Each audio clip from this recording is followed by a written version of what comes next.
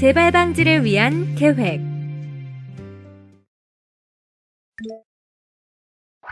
이번 시간에 여러분이 학습하실 학습 목표는 다음과 같습니다. 본과를 학습하고 나면 재발의 의미와 재발의 원인에 대해 이해할 수 있으며 재발 없이 잘 지낸다는 의미와 재발을 인식하는 것에 대해 이해할 수 있습니다. 그리고 재발을 극복하고 재발의 위험을 최소화하는 방법을 알고 적용할 수 있습니다. 재발의 의미. 우리가 말하는 재발은 이전보다 기분이 지나치게 좋아지거나 정신적으로 안정된 기간 후에 증상이 악화되는 것을 의미합니다. 양극성 장애를 가진 사람들은 기분이 너무 좋거나 과도한 흥분과 함께 들떴을 때 조증 상태로 되돌아가는 경험을 할 수 있습니다. 그들은 또한 망상을 경험할 수 있습니다. 우울 상태로의 재발은 종종 일상적인 활동에 대처하기 어렵게 만들고 불행과 절망적인 감정을 겪게 만들어 자살 사고를 불러옵니다. 조현병을 가진 사람에게 있어 재발은 망상, 환각 또는 비정상적인 사고와 경험을 다시 겪는 것을 의미하고 극도의 불안정 상태에서 혼란스러운 행동을 보이기도 합니다. 재발이란 단어는 사람에 따라 각기 다른 의미로 들릴 수 있습니다. 정신질환을 앓고 있거나 회복한 사람들은 다양하게 재발의 상태를 아래와 같이 설명합니다. 그럼 재발은 왜 일어날까요? 정신질환으로부터 회복된 사람들이 재발을 다시 경험하게 되는 많은 이유들이 있습니다. 대표적으로 복용하는 약이 잘 맞지 않거나 약을 복용하는 방법이 잘못되었다는 것, 그리고 평상시보다 과도한 스트레스를 겪고 있거나 충분한 휴식을 취하지 못한 경우가 있습니다. 또한 감기나 근육 긴장과 같은 건강상의 문제로 또 다른 약을 복용하기 시작했거나 술을 마시거나 마약을 하기 시작한 경우 등 다양한 이유가 있습니다. 재발을 일으키거나 촉발시키는 주요한 이유는 아래 조사에서 파악된 것처럼 약물 중단과 스트레스를 주는 삶의 사건이었습니다. 제시된 표는 가장 흔히 보고된 재발 유발 요인입니다.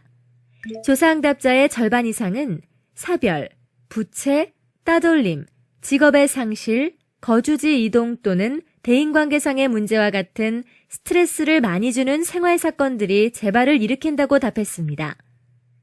재발을 일으키는 또 다른 흔한 이유는 사람들이 약물 치료를 중단하는 것입니다. 약물 치료의 중단은 재발의 위험을 약 5배 정도 증가시키고 보호자의 88%는 약물 치료의 중단이 재발을 초래한 것으로 느꼈다고 보고하였습니다. 재발의 인식. 예방조치에도 불구하고 당신이 돌보는 가족은 여전히 재발을 경험할 수 있습니다. 대다수 사람에게 미래의 재발은 우울, 슬픔, 절망을 느끼는 이유가 될 수 있고 어떤 사람들은 두려움, 화, 분노, 실망감을 경험할 수 있습니다. 재발의 초기 지표를 인식하고 당신이나 돌보는 가족이 초기에 도움을 받도록 하기 위해서는 사전 계획 단계를 가짐으로써 재발의 진행 과정을 막고 당신이 안정감을 가질 수 있도록 조절하는 것이 가능해집니다. 때로 재발의 징후를 인식하는 것은 어렵지만 흔한 조기 징후는 다음과 같습니다. 생각의 변화, 수면 방식의 변화, 감정의 변화, 그리고 타인과의 접촉을 피하거나 행동상의 변화, 산만한 느낌 등으로 재발의 조기 징후를 알 수 있습니다. 당신의 재발 징후는 정신보건 전문가팀과 가족, 친구, 보호자와의 대화를 통하여 알 수 있습니다. 재발 인식 과정은 당신이 돌보는 가족이 잘 지낼 때 어떻게 생각하고 느끼고 행동하는지를 잘 아는 것과 관련됩니다. 이러한 평소의 상태를 잘 알므로써 당신은 재발로 빠져들어가는 사고, 생각, 행동의 변화를 알아차릴 수 있습니다. 이런 재발의 증상을 무시할 경우와 재발을 막기 위한 행동을 하는 경우에 어떻게 해야 할까요? 각 항목을 클릭해서 살펴보세요.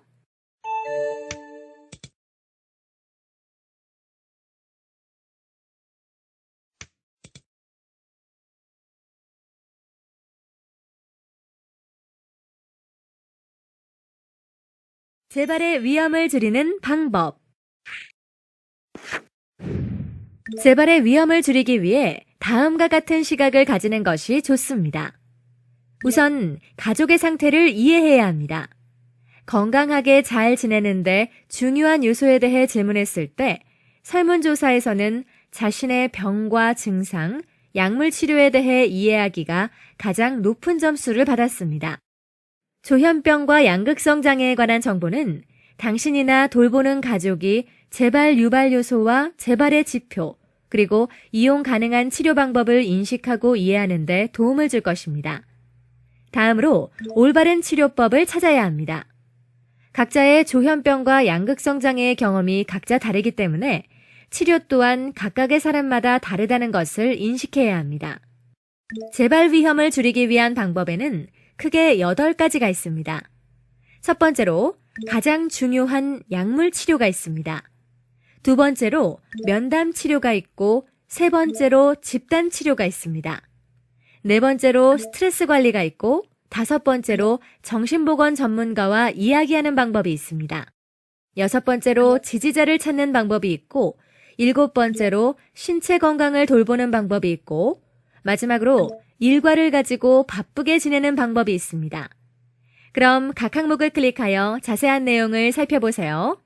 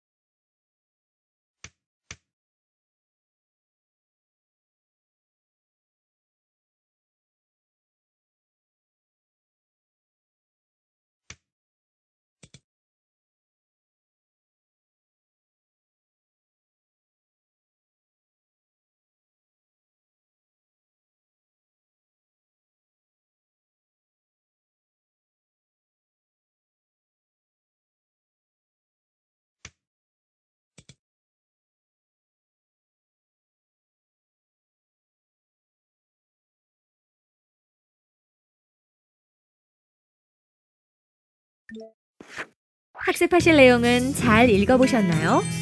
이제 동영상 강의를 보면서 좀 더 자세하게 학습해 보겠습니다. 동영상 강의 보기 버튼을 누르세요.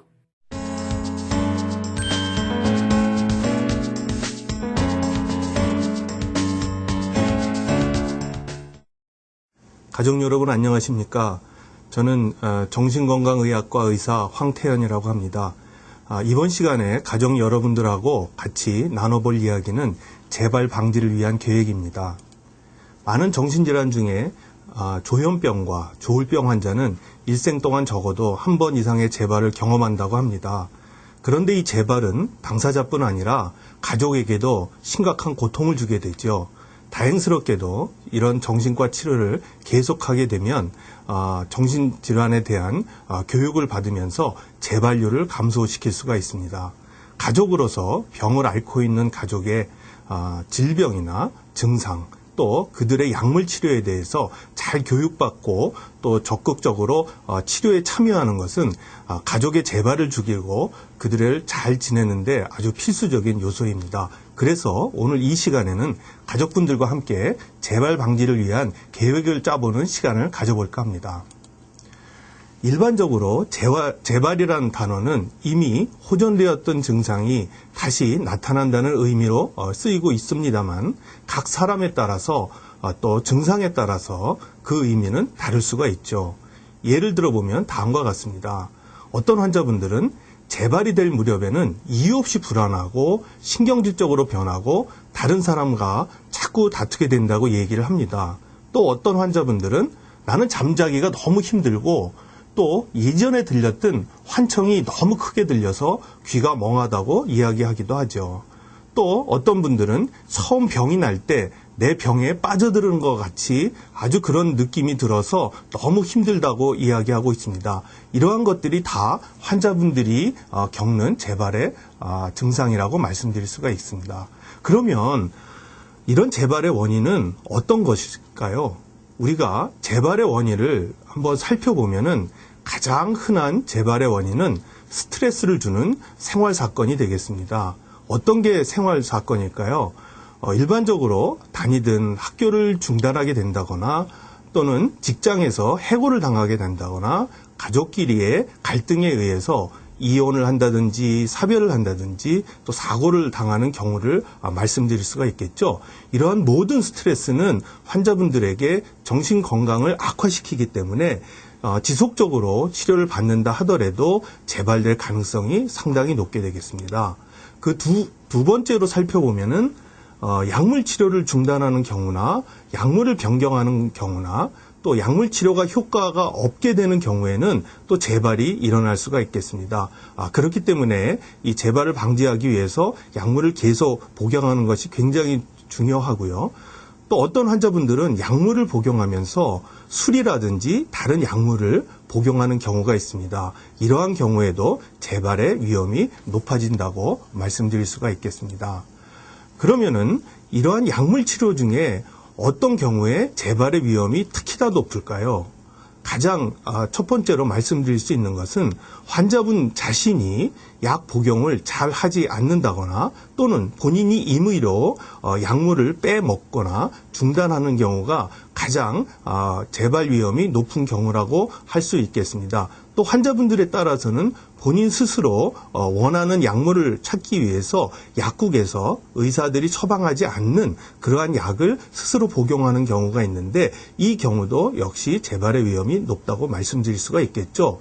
또 하나 임상적으로 약을 잘 복용하다가도 증상이 좀 나빠지는 경우가 있습니다. 이러한 경우에 죽치의가 약물을 다른 종류로 변경하는 경우도 있고요. 때로는 약물의 용량을 높이는 경우도 있습니다. 혹은 다른 약을 추가해서 복용하는 경우도 있는데 이 경우도 마찬가지로 재발의 위험이 높습니다. 그렇기 때문에 가족분들 입장에서는 이렇게 환자분들의 약물이 변경되는 경우에는 특별히 더 주의를 기울이셔야 할 것 같습니다. 그러면 재발 없는 밝은 미래를 위해서 무엇이 중요할까요? 가족 입장에서는 이러한 재발 경고 증상을 조기에 인식하는 것이 가장 중요합니다. 그러면 이 흔한 조기 재발 경우가 어떤지 한번 살펴보도록 하겠습니다. 첫 번째는 생각의 변화입니다. 많은 경우에 정신병적 증상을 가진 경우에는 편집 사고라든지 망상이라든지 또는 강박적인 사고가 다시 나타날 수가 있습니다. 또 조울병인 경우에는 어떤 환자분들인 경우엔 자기가 굉장히 지적으로 뛰어나게 되거나 또는 창조적인 아이디어를 많이 갖게 됐다고 얘기하고 있는데 이 또한 재발을 미리 예시하는 그런 경고 증상이 될 수 있기 때문에 가족 입장에선 유의해서 보셔야 될 것 같습니다. 이런 생각의 변화뿐 아니라 수면 방식의 변화도 굉장히 중요합니다. 잘 주무시던 환자분이 예를 들어서 잠들기를 어려워하거나 또는 중간에 자주 깨거나 또는 자꾸 피곤하다는 느낌을 호소할 때는 가족 입장에서 주의 깊게 환자분을 관찰하셔야 할 것 같고요. 또한 잘 지내고 즐거웠던 환자가 기분이 갑자기 처지거나 불안해하거나 공포에 떨거나 또는 너무 평소답지 않은 자신감을 느끼게 되는 기분이 들뜨는 이러한 감정의 변화를 환자분들이 겪게 될 때는 또한 가족분들이 주의하셔야 될 것 같습니다. 많은 환자에서는 자기가 평소에 하던 일이나 공부에서 굉장히 산만한 느낌을 많이 가지고요. 집중이 어렵다고 호소하고 있습니다. 이러한 것들을 저희가 전문적으로 얘기할 땐 인지 증상이라고 하는데요. 이러한 증상이 나타날 때도 또한 재발의 위험이 높기 때문에 가족분들께서는 주의를 하셔야 될 것으로 생각됩니다. 그럼 재발의 인식에 대해서 관련된 애니메이션을 함께 보도록 할까요? 요즘 현수가 조금은 이상한 것 같은데 말수도 적어지고 잠도 잘 못 자는 것 같고 무슨 일이 있나? 현수하고 얘기를 해봐야지. 현수야, 요즘 걱정거리가 있니? 평소와 다르게 조용하고 잠이 드는 것도 힘들어 보이는데. 아니에요, 엄마. 괜찮아요. 요즘 운동을 해서 그런지 몸이 좀 피곤할 뿐이에요. 걱정하지 마세요.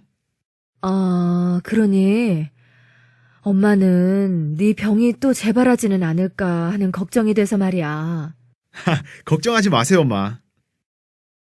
요즘 잠이 잘 오지 않는데 왜 그런 거지?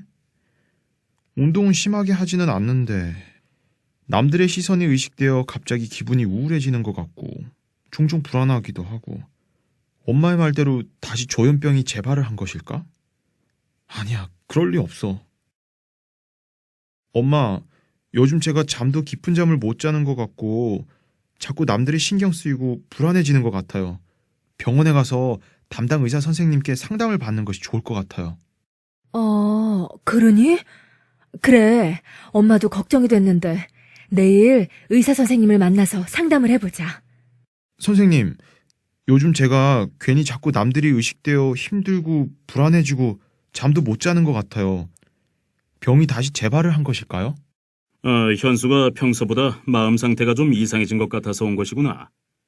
좀 자세하게 얘기해 주겠니? 현수 어머님, 큰 걱정은 안 해도 될 것 같아요. 현수의 상태가 재발의 전 단계네요. 제가 처방해드리는 약을 복용하고 자주 상담을 받으면서 관찰해 봐야겠어요. 아, 그래요, 선생님. 다행이네요. 전 크게 걱정을 했었는데. 현수야, 걱정하지 말고 처방해주는 약을 잘 먹고 정기적으로 상담을 받으러 오렴. 괜찮아질 거야. 네, 감사합니다, 선생님. 자, 그럼 이런 재발의 위험을 줄이기 위해서는 어떻게 해야 될까요? 일반적으로 환자분이 다니는 외래 치료를 계속하면서 약물을 유지하시고 주치의와 면담을 통해서 자기 생활의 변화를 같이 토론하는 것이 가장 중요하다고 할 수 있겠습니다.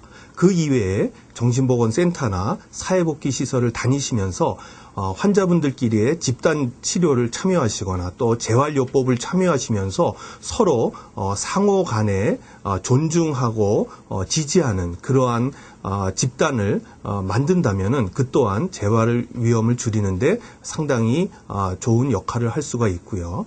또 아까 말씀드렸다시피 일상생활에서의 스트레스를 줄이기 위해서 정신보건 전문가와 면담을 하거나 어떻게 하면 스트레스를 관리할 수 있을지 그러한 방법을 배우는 것도 굉장히 중요합니다. 또한 정신적 건강뿐만 아니라 신체 건강을 돌보기 위해서 열심히 운동을 한다든지 또는 자신의 일과표를 작성해서 하루를 바쁘게 보내고 의미 있게 보내는 그러한 생활이 굉장히 중요하다고 말씀을 드릴 수가 있겠습니다. 자, 그러면 약물 치료가 중요하다고 제가 말씀을 드렸는데요. 그러면 그 중요한 약물 치료를 중간에 중단하는 이유에 대해서 한번 살펴보도록 하겠습니다. 가장 많은 이유는 부작용 때문이라고 말씀을 드릴 수가 있겠습니다. 항정신병 약물 또는 일반 약물도 부작용이 없는 약물은 없지요. 그렇기 때문에 이 약물의 부작용을 잘 알고 여기에 대처하는 것이 중요한데요.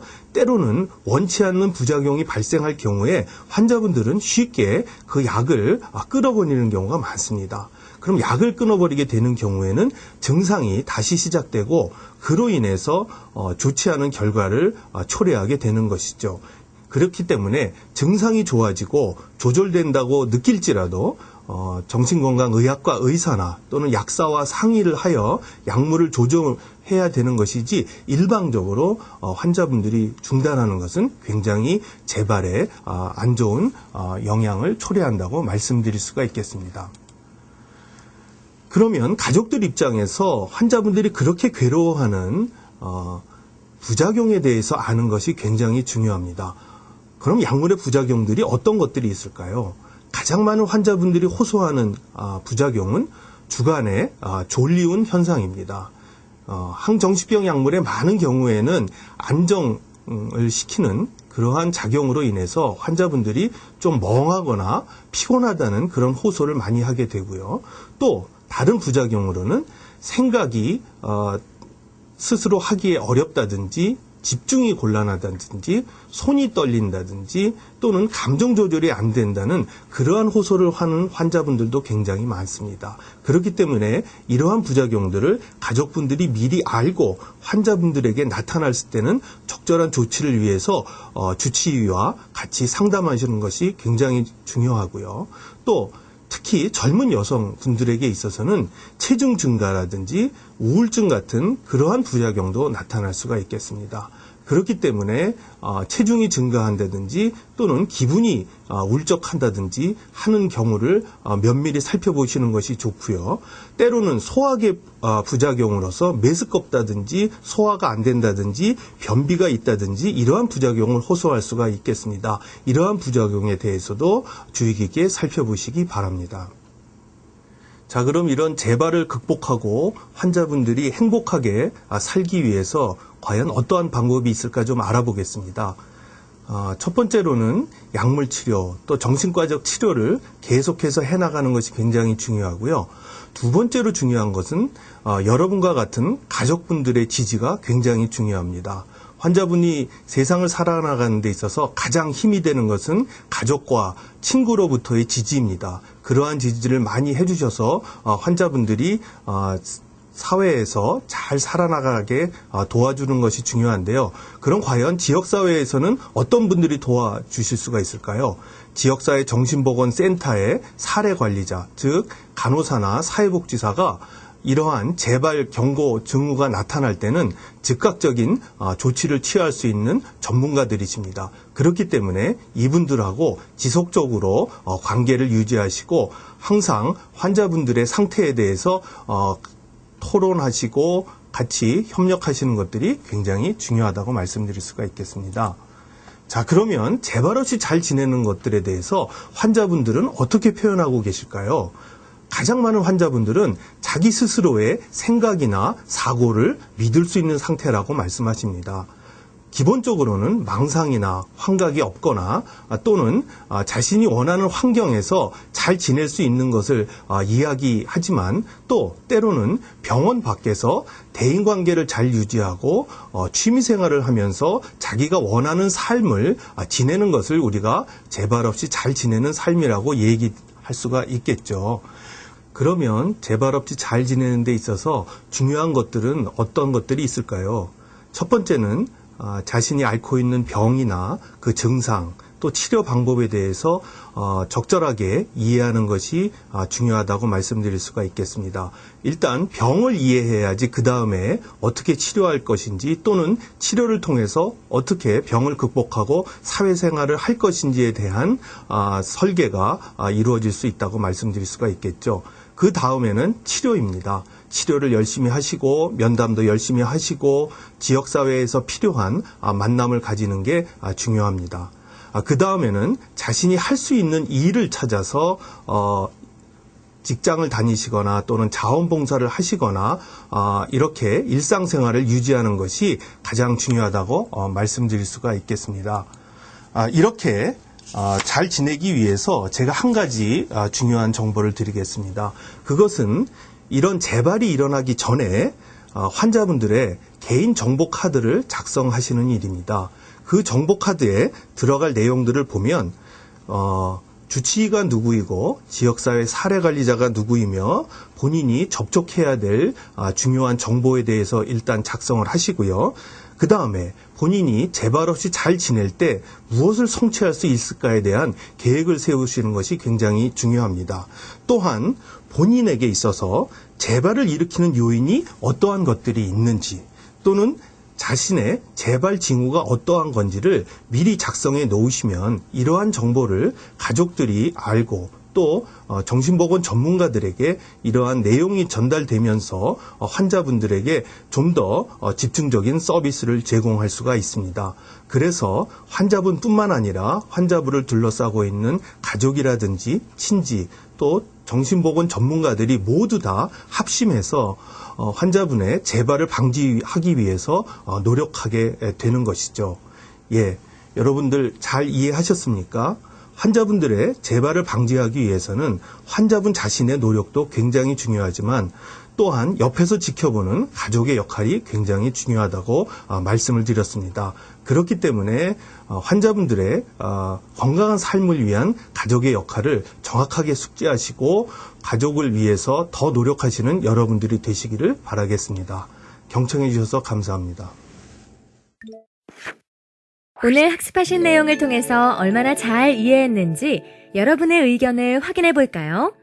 확인 버튼을 클릭하시면 작성하신 내용을 프린트하실 수 있습니다. 모범 답안도 살펴보세요.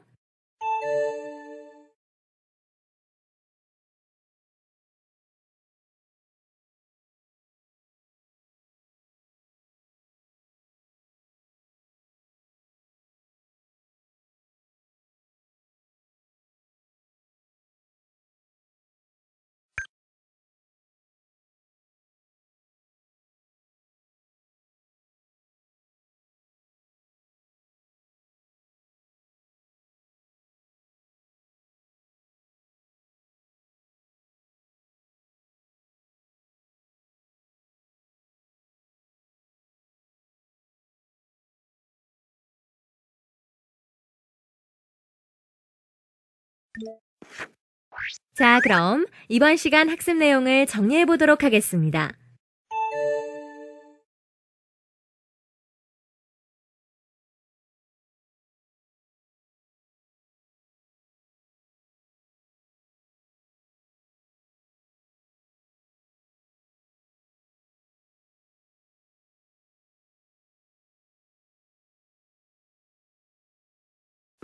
이상으로 패밀리링크 이러닝 8과 재발 방지를 위한 계획의 학습을 모두 마쳤습니다. 수고하셨습니다.